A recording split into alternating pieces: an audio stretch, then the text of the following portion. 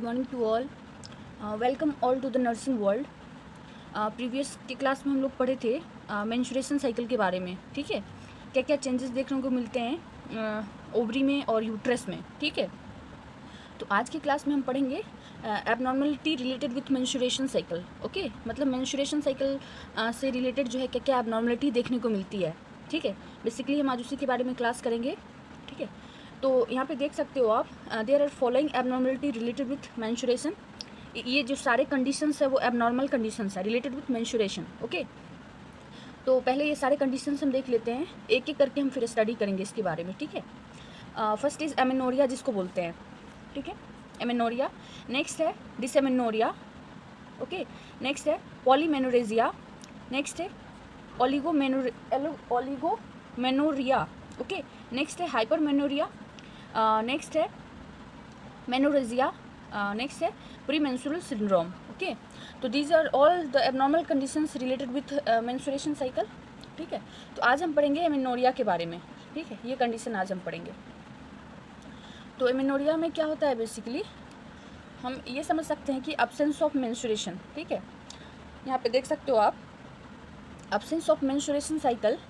ठीक है, इस कंडीशन में क्या होगा एमेनोरिया में, absence of menstruation cycle.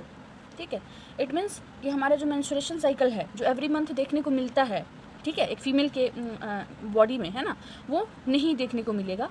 It में बी फिजियोलॉजिकल और पैथोलॉजिकल, है ना। ये फिजियोलॉजिकल रीजन्स की वजह से भी हो सकता है और पैथोलॉजिकल रीजन्स की वजह से भी हो सकता है। ठीक है, नेक्स्ट इज, देख सकते हो आप एमेनोरिया जो है को हम दो तरीके से डिवाइड किए हैं, फिजियोलॉजिकल एमेनोरिया जिसको बोलते हैं और पैथोलॉजिकल एमेनोरिया। ठीक है, तो फिजियोलॉजिकल में क्या बोल रहे हैं ना कि अब्सेंस ऑफ डिजीज़।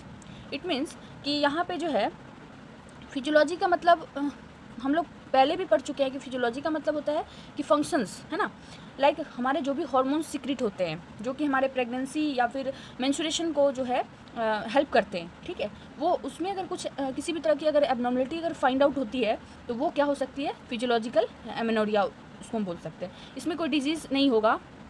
ठीक है, नेक्स्ट है पैथोलॉजिकल एमेनोरिया में क्या हो रहा है, due to some pelvic pathology. ठीक है, पेल्विक जो हमारी कैविटी होती है उसमें कुछ पैथोलॉजिकल कंडीशंस देखने को मिलेंगे, उसकी वजह से जो है पैथोलॉजिकल एमेनोरिया देखने को मिलेंगे। ठीक है, अब देखिए यहाँ पे फिजियोलॉजिकल एमेनोरिया को भी टू सब टाइप में डिवाइड किया गया है, primary physiological amenorrhea and secondary physiological amenorrhea. ठीक है, तो प्राइमरी में क्या होता है, प्राइमरी एमेनोरिया में क्या होता है बेसिकली वो देख लेते हैं। देखिए, it's seen before puberty. Puberty it means क्या कि ये कंडीशन जो है प्यूबर्टी स्टार्ट होने से पहले दिखेगी, प्राइमरी फिजियोलॉजिकल एमेनोरिया। ठीक है, उसके बाद है history of menarche is absent. History of menarche जो है, मेनार्की इट मीन्स क्या कि पीरियड जो है स्टार्ट होने का जो समय होता है उसको बोलते हैं मेनार्की, फर्स्ट मेंस्ट्रुएशन को बोलते हैं मेनार्की। ठीक है, तो यहाँ पे बोल रहा है कि वो हिस्ट्री जो है क्या होगा, अब्सेंट होगा। ठीक है, नेक्स्ट है सेकेंडरी फिजियोलॉजिकल एमेनोरिया। इसमें क्या होता है, history of menarche is present. It means कि पीरियड्स जो है देखने को मिलेंगे but menstruation is absent. Periods जो आते हैं हमारे एवरी मंथ जो कि वो क्या होंगे, अब्सेंट होंगे, यानी कि हमें देखने को नहीं मिलेंगे। ड्यू टू प्रेगनेंसी भी हो सकता है, लैक्टेशन भी हो सकता है और मेनोपॉज की वजह से भी हो सकता है। प्रेगनेंसी में तो ऑटोमेटिकली है कि हमारे पीरियड जो है देखने को नहीं मिलता। लैक्टेशन में क्या होता है ना कि जो ब्रेस्ट फीडिंग मदर होती है उनको भी पीरियड्स नहीं आते हैं जब तक वो ब्रेस्ट फीड कराती है। ठीक है, नेक्स्ट मेनोपॉज की कंडीशंस में भी नहीं देखने को मिलते हैं। ओके, नेक्स्ट क्या है,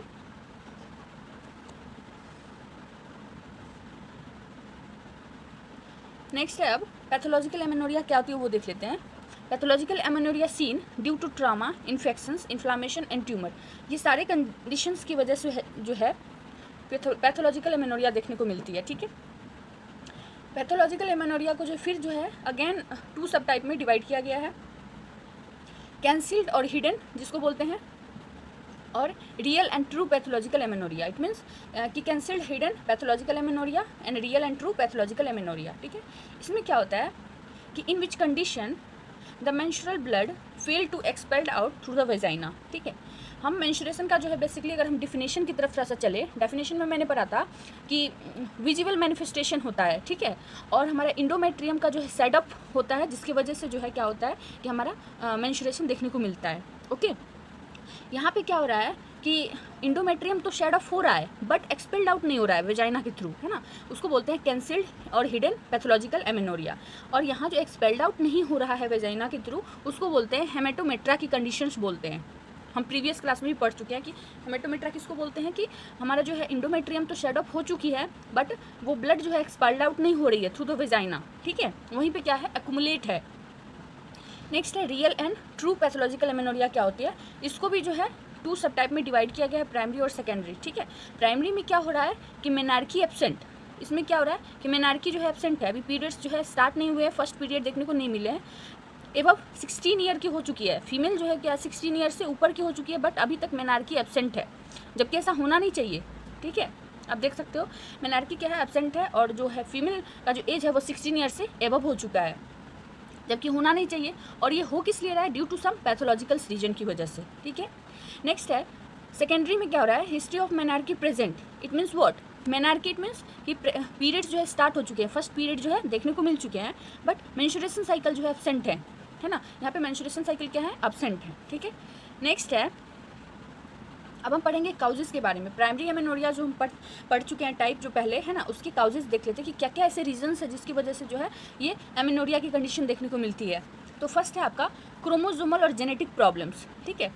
मान लेते हैं कि बहुत सारे कंडीशंस ऐसे होते हैं, डिजीज ऐसे होते हैं जो one generation to another generation क्या होते हैं, ट्रांसफ़र होते हुए चले जाते हैं, तो ड्यू टू क्रोमोसोमल और जेनेटिक इसी को बोला जा रहा है। नेक्स्ट है issues with pituitary gland, it means कि देखिए पिट्यूटरी ग्लैंड को हम क्या बोला जाता है, मास्टर ग्लैंड, क्योंकि मास्टर ग्लैंड उसको इसलिए बोला जा रहा है क्योंकि बहुत सारे हार्मोन्स का जो है सेंटर है, वो बहुत सारे हार्मोन्स को क्या करता है, सिक्रीट करता है, जो हमारे बॉडी के बहुत सारे फंक्शंस को क्या है मैनेज करने का काम करता है वो, ठीक है।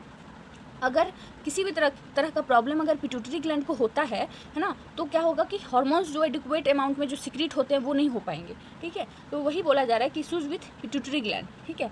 नेक्स्ट है माल फॉर्मेशन ऑफ रिप्रोडक्टिव ऑर्गन्स, ठीक है। देखिए हमारे रिप्रोडक्टिव ऑर्गन्स हैं, जो भी पार्ट्स हैं, पहले भी हम लोग पढ़ चुके हैं, इंटरनल जेनिटालिया, एक्सटर्नल जेनिटालिया, वो दोनों पार्ट्स में अगर कोई भी तरह का जो है माल फॉर्मेशन है, इट मीन्स कि पूरे तरीके से जो है क्या वो डेवलप नहीं हुए, कुछ बाकी है उनके डेवलपमेंट में, पूरी नहीं है वो डेवलपमेंट में, ठीक है। तो इसकी वजह से क्या हो सकता है कि माल फॉर्मेशन की वजह से जो है प्रॉब्लम्स देखने को मिल सकती है।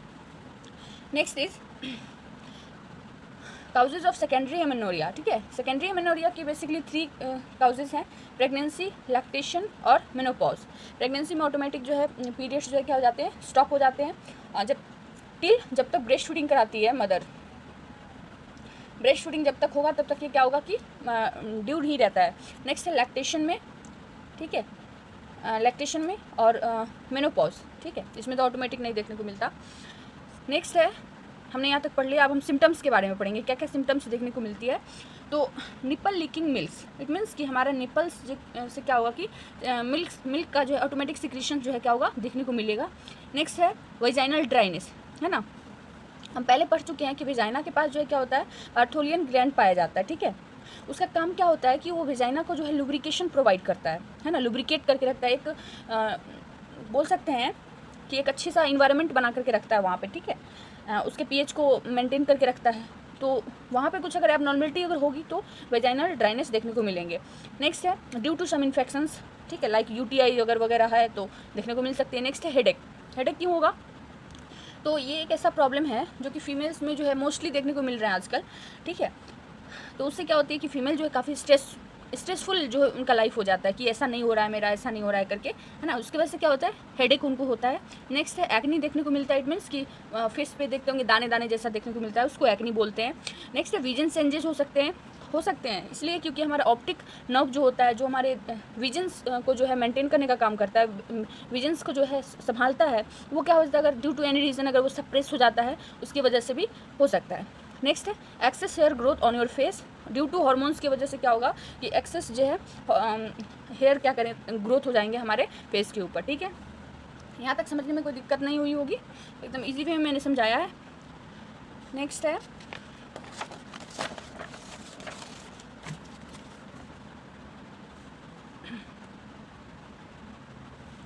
नेक्स्ट इज रिस्क फैक्टर, क्या क्या ऐसे रिस्क फैक्टर है जिसकी वजह से जो है एमेनोरिया की कंडीशन देखने को मिलती हैं।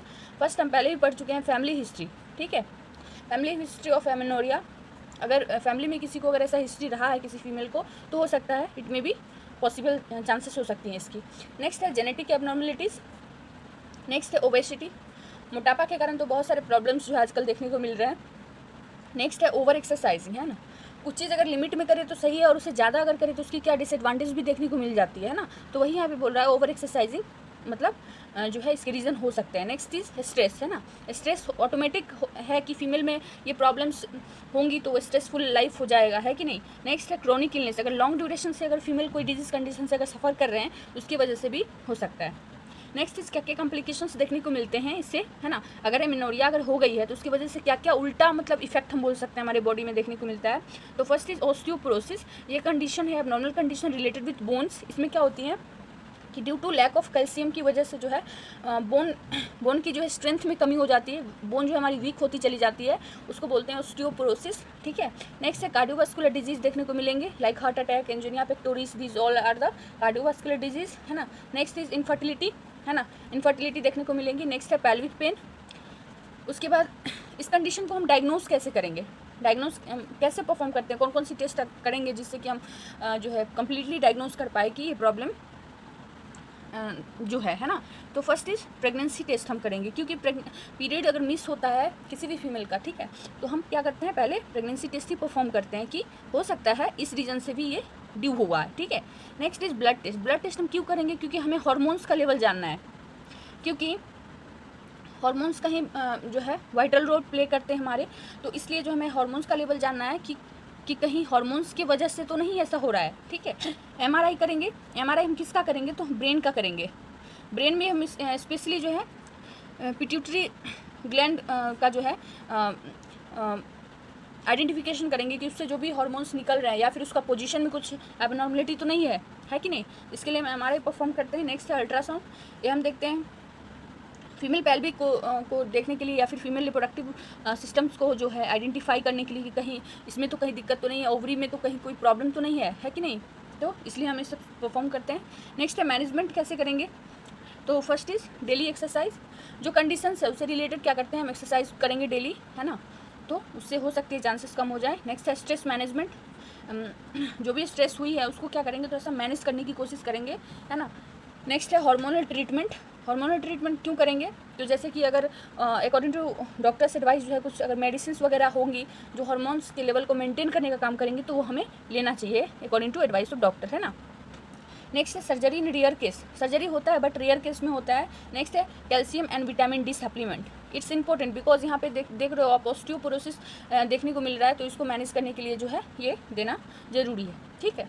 आज हमने पढ़ लिया एमेनोरिया के बारे में, जिसको हम बोलते हैं एब्सेंस ऑफ मेंस्ट्रुएशन, ठीक है। इसके फिर सब टाइप्स मैंने पढ़ा, क्या क्या रीज़न है जिसकी वजह से एमेनोरिया देखने को मिलती है, इसको कैसे डायग्नोज करेंगे, इसका मैनेजमेंट कैसे होगा, ये सारा आज हमने पढ़ा। कल हम पढ़ेंगे डिसएमेनोरिया के बारे में, डिसएमेनोरिया के बारे में, ठीक है। तो कल का मेरा क्लास रहेगा इसके बारे में, dysmenorrhoea, okay. So thank you for watching.